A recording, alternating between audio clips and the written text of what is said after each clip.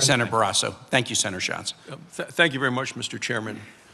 Mr. Secretary, President Biden has described the evacuation from Afghanistan as an extraordinary success. His words, extraordinary success. This has to be the lie of the 21st century. It's dishonest, and if he believes it, it's delusional. America can no longer ever say we leave no American behind, because Joe Biden did. And by your own testimony and your words this morning, there are still about 100 Americans trapped behind enemy lines. We've heard a lot about the 13 U.S. service members who died a couple of weeks ago. One was Riley McCullum of Jackson Hole, Wyoming. He was 20 years old, signed up for the Marines on his 18th birthday. His wife, Gigi, expecting a baby. The baby was delivered just yesterday, a baby girl. I stood with Riley's family and his then pregnant wife on Friday in Jackson Hole, Wyoming, as his remains were brought back in a flag-draped coffin from Afghanistan. Never made it back home alive as a result of this administration's failures. People in Wyoming view this as having lost one of their sons, one of their children. It is a devastating loss.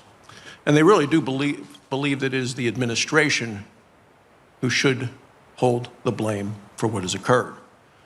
Look, this withdrawal, and you've heard it from other senators on both sides of the aisle, has been an epic failure. No planning, no strategy. No, it was cobbled together at the last minute, disorganized. It didn't have to be this way. I'm thinking back to your confirmation hearing. I raised a number of questions and concerns about your record on foreign policy failures in Syria, in Libya, in Iran. I said these botched decisions have serious consequences. I said I believe they embolden terrorist organizations around the globe.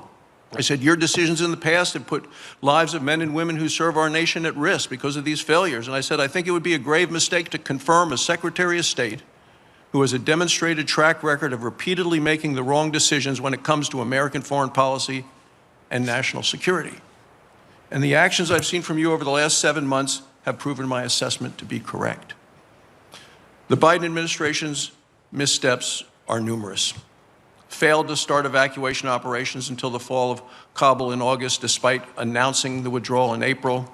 Failed to heed the warnings of a collapse of the Afghan government and security forces in spite of warnings. Failed to prepare for a rapid Taliban takeover. Failed to adapt the politically motivated deadline for withdrawal to the situation taking place on the ground because we were so focused on the calendar on the wall. Failed to keep Bagram Air Force Base, a place I've visited about 8 or 9 times, the U.S. military base, 2 runways that could be used to help evacuate civilians. And we just heard failure to prevent a vast arsenal of weapons from getting into the hands of the Taliban. I mean, it seems the most egregious, though, that I hear about in Wyoming and people all across the country are most offended by is abandoning American citizens as well as abandoning our allies in Afghanistan. Senator Portman went over the numbers. The Washington Post called it a moral disaster. I think it's a moral disgrace. You nearly dislocated your shoulder, though, patting yourself on the back for the great job you've done. I mean, just yesterday, you stated, we did the right thing by our citizens in working feverishly to get every one of them out. But you didn't get every one of them out. You've admitted again and again we're talking about over 100 Americans. The top priority must always be getting all Americans home safely. And now with no U.S. personnel in Afghanistan, the Americans that President Biden left behind, instead of going on national TV and saying, we will not take the troops out until every American is out, their options for escaping are dwindling. So I'm trying to put this all together to say, how did we end up here? In April, the president made a decision to announce everyone would be out by August 31st. May 8th, there was a rehearsal of concept, which is a dress rehearsal for withdrawal.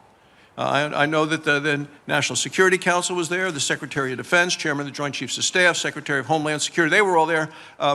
My understanding is that you did not attend. Is that true?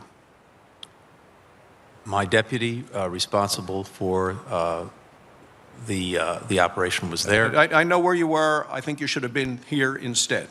I understand in late June, the State Department was getting nervous because the military drawdown was moving on schedule, but not the civilian drawdown. You were running behind. I understand State Department was talking to the Defense Department to slow down the pace of military withdrawal, calling actually for, quote, tapping the brakes on military withdrawal. Isn't that true?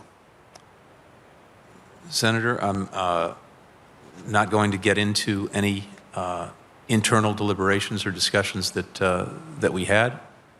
We worked on this together every step of the way.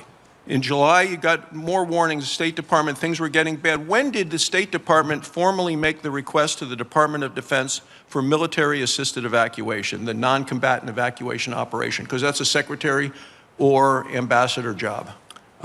The NEO was being planned, if necessary, throughout the spring and summer. We revised the plans on a number of occasions. And ultimately, when the government and security forces unexpectedly collapsed in the 11 days, the NEO went into effect. So middle of August. That's correct. And why did you wait so long? Because we had a government and security forces in place that, by every estimate, would be able to protect the city, protect Kabul, protect the other provincial capitals, certainly through the year. So yesterday you testified that the Taliban has been designated a terrorist organization. I want to be very clear on this, because that's what you said yesterday. Quote, the Taliban has been designated a terrorist organization. Does this administration believe the Taliban is a terrorist organization? It's designated under one of the designations, and any engagement that we have will be purely for the purposes of advancing our interests. Under one of the designations. Yes, when does this administration plan to list the Taliban as U.S. designated foreign Especially terrorist designated terrorist organization. That's correct.